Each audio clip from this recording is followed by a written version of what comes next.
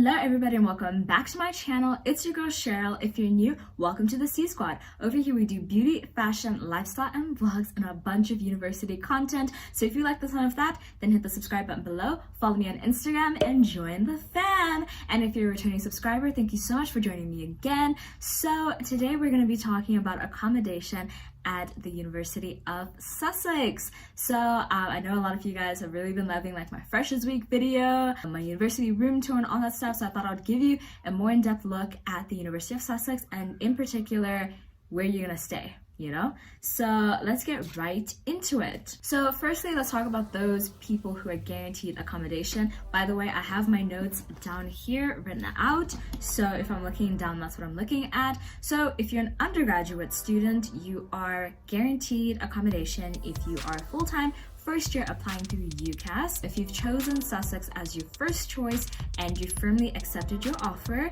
and if you apply for housing by the 30th of June. If you're a master's student, you are guaranteed accommodation. If you're a full-time student from outside the UK or the EU, and you apply by the 1st of August.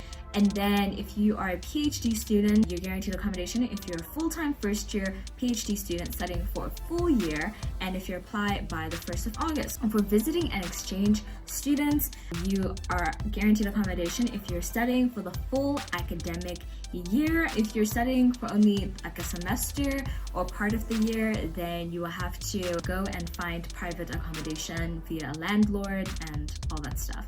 Now, as far as us transfer students, in case you guys didn't know, I transferred from a university in South Africa to the University of Sussex in my second year. So basically what happened with me is I got accepted into the University of Sussex on the 11th of July, which is after the housing application deadline. The deadline is the 30th of June for undergrads. And so, yeah, pretty much I had to go on their website, and when I realized that I was past the deadline, I was able to request accommodation. So requesting accommodation basically means that you're saying that you're interested in living on campus, and if they can possibly have you live on campus, that you'd be interested in having a space there. I requested my interest in living on campus, and then I ended up calling them to just explain to them my situation, that look, I'm transferring from another university and I'm coming to Sussex, you know, it's my first year at the University of Sussex, it's my first year away from home and stuff. And so they pretty much told me that yeah, I would qualify for living on campus and that I should just email that to them in writing. So I got that in writing, emailed it to them, and they responded to me and said that they would add it to my application, that they would, you know, obviously take it into consideration when doing the assigning of accommodation. So basically, when you apply after the deadline, you can request for accommodation if you are a clearing student, if you're late insurance, and if you're late applying if you're an undergraduate. So I sent in my request to the housing department on the 23rd of July 2019. I know I got accepted on the 11th, only applied on the 23rd. The thing is, I was still trying to decide whether I wanted to go to Swansea University or if I wanted to go to the University of Sussex. So once I chose my university and accepted and all that stuff, then I started working on the housing. So what happens is now you're put on the waiting list. You're pretty much after people who have applied on time, so before the deadline, and then you come after about 250 clearing students. They could increase the number or decrease it depending on the years, but when I applied for housing last year, I was behind 250 clearing students. So I know a lot of you will be coming to Sussex via clearing, so that's pretty much how it works. So if you are going through clearing, you want to be like one of the first people to apply for housing or request housing so that you can be one of those 250 people to get in, and then they go through the rest of us. So, and this is subject to the date and time that we applied. And so when I spoke to the housing services, they said that I pretty much applied within like a reasonable amount of time. I wasn't too far past the deadline, so there weren't like a ton of people ahead of me, so I was probably going to get accommodation. So just keep that in mind, that you need to request pretty early. So I eventually got my housing and I got off the waiting list exactly a month later, which is funny because I went back into my emails to check for you guys, and I was like, oh, that was exactly a month. I got my housing on the 23rd of August 2019. Keep in mind that as an international student, this delayed the process of my visa, because obviously in your visa you need to put where you're going to be staying, and I didn't know where I was going to be staying. So So yeah, if you guys want me to do a video on how to get your tier 4 student visa, then let me know. I'll be sure to do that. But yeah, keep in mind that during this time, if you're on the waiting list, look for other accommodation off campus, because you don't want to be caught in a situation where you're relying on this and then you end up not getting housing on campus. So always look off campus for different options. Now getting into the accommodation. So at University of Sussex, there's no catered accommodation. It is all self-catered. We do have really nice places to go and eat. There's Eat Central, Dine Central, and all that stuff. So if you're not great at cooking, those are great options. But just keep in mind that there's no meal plan of sorts. You literally just go and you pay for it yourself. So yeah, we have on-campus and off-campus accommodation. So on campus, we have ensuite and shared bathrooms. So the ensuite ones are Northfield, which has between 6 and 8 flatmates. They have their own laundrette. I would say Northfield is a little bit far in my opinion, because I want to be like at the center of campus where my classes are like really near. Northfield is a little bit out there, but it's really nice because it's near Northfield Bar, which is such a vibe. They do karaoke nights, you know, and they do drink specials. So it's really nice to be near Northfield. It is £167.50 a week. This includes your gas, electricity, water, insurance, Wi-Fi. So all the prices are inclusive of that. In terms of paying your accommodation, you have different options. You can pay it outright, or you can pay it in, what would you call it? You can pay it in installments. There we go, English. So you can either pay your accommodation outright and in the full amount, or you can pay it in installments. I'm not really sure about the installment plans because my parents paid for it fully. You have STANMER Court, which is 4 to 6 flatmates. It has its own laundrette. I would say, again, it's a little bit far. It's like near the station, so maybe if you're constantly taking trips to London and stuff and you want to be near the station, then that's a good option. It's also near a bus stop, so that's really nice if you are constantly going to be going places. When you're going out, you don't have to walk super far. You're like pretty much near the bus stop. And then it is £159.40 a week. And then SWANBOROUGH, you have between 4 to 7 flatmates. The laundrette is in Park Village, which I'm not gonna lie to you is one of those annoying things when you're staying in a place that doesn't have like a laundrette in the area.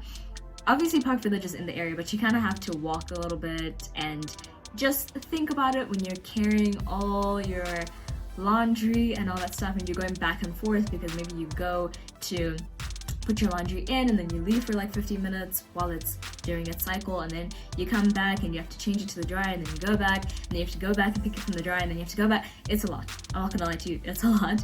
But yeah, so the laundrette is in Park Village. You can go on the website to see exactly how far it is. I can't remember, it's like 0.2 miles, I don't know, something like that. So yeah, I will link down the accommodation site below.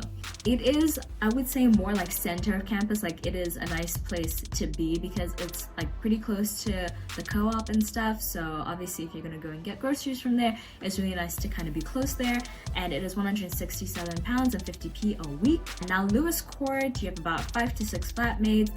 It's the same situation where your laundrette is in Park Village. It's nearest to like Northfield. I'm so bad at describing things, but like Northfield is here, and then like Lewes Court is like here, so distance applies. And then Lewes Court is actually shared and ensuite. So if it's shared, you pay £123 a week. If you have your ensuite, it's £160.40 a week. We have East Slope. I'm not even gonna lie to you guys, East Slope is like it's the place you want to live. It is the best accommodation on campus in terms of like some rooms have double beds, you have your ensuite bathrooms. It's the newest accommodation, so like the kitchens are just really decked out. Like, it's really nice. If I could have had the option to apply for housing, I would have definitely applied for East Slope. So East Slope, you have a flat and you have your townhouses. So the flats are where the ensuites are, and you have about 8 flatmates. You have your laundrette. There are a lot of stairs though, like to get to East Slope. Like, let's say you're at co-op, it's a little bit, yeah, it's a bit tense, but just keep that in mind. And then it is £167.50 a week. And then for the townhouses, these are shared bathrooms, but you're mostly sharing with maybe like 2 or 3 other people. It's not really that intense. I mean, I shared with 11 other people, so To me, 2 or 3 is not really that bad. Or even one other person. I have a friend who only shares with one person because they're the 2 girls and they decided that they were going to share the bathroom, so yeah. And then it's £159 and 13p a week.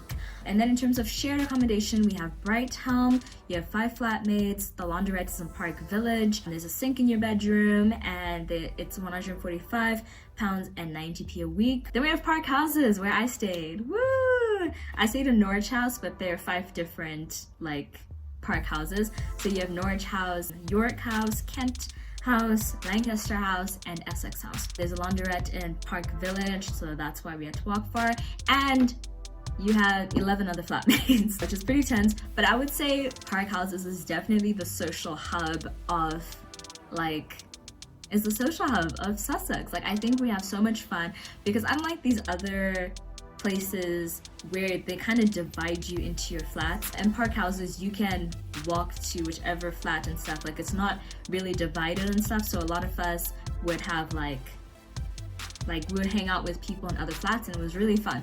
And you're obviously in like the same building, so it's really fun like that. You have a sink in your bedroom, and it is £115 a week, so it's also really affordable. And then we have Park Village, which, I'm not gonna lie, is maybe not the place you want to be living. I've heard a lot of complaints and stuff. Park Village is not the best, but it is very affordable. So you have, again, 11 other flatmates. They have their laundrette, which is where everyone goes. If you've been paying attention, a lot of us don't have a laundrette, so we go to Park Village. And then you have a sink in your bedroom, and it is £95 a week. If you are watching this maybe like in the future, maybe like in a year or 2, basically they're bulldozing Park Houses and Park Village to make way for West Slope. So East Slope, West Slope, it's going to be like great new accommodation. So also keep that in mind. That might be an option for you if you're watching this when they've actually completed the construction. I can't remember when it's set to complete, but it should be in a few years. And then obviously there's off-campus accommodation, but I can't really give you guys too much info on that because I don't stay off campus. But that is available. It is still university managed housing, but it's just off campus. Now when it comes to your housing application, you pretty much get to like choose your housing, and you list your 10 different housing options in order of preference. So yeah, I mean, if I was you, I would put East Slope at the top, regardless of whether it's shared or ensuite, doesn't really matter. And then I would put Park Village at the bottom. That's just my personal opinion, but yeah. Now for room swapping, which is a real thing. Obviously a lot of us came in, like, basically we got the bottom of the barrel in terms of accommodation because we didn't get to list our preferences or anything, and we just kind of got what was left over because we came in from the waiting list. So a lot of people who moved into Park Houses and stuff really wanted to swap rooms. So basically room swaps happen 1 week after arrivals weekend, so you do have to wait. It just never made sense to me, like, whether do you unpack your stuff, so you're just gonna keep your stuff and just, you know, chill for like a whole week, you know, in the slums, like in the pits actually, but you know. So yeah, that's the case. So you have to like find somebody, like let's say I'm staying in Park Houses and Betty is staying in East Slope, and I'm like, yo, I want to swap, and she's like, oh, I want to swap. Because sometimes people who are staying like in en-suites and stuff, sometimes they realize like I would want something cheaper, I want something more affordable, so sometimes they would want to swap with you. And so we both decide we want to swap, and so we go to housing, or we go on the website and we request to swap rooms, and that's pretty much how that works. I thought about swapping rooms, but honestly after I met my flatmates and after, you know, Freshers Week and all that stuff, I was like, I really like the people that I'm with, and I don't want to like swap rooms and then hate my flatmates. And also after like people have bonded during Freshers Week, it is really awkward to then just like come into the situation. So yeah, I ended up not swapping rooms.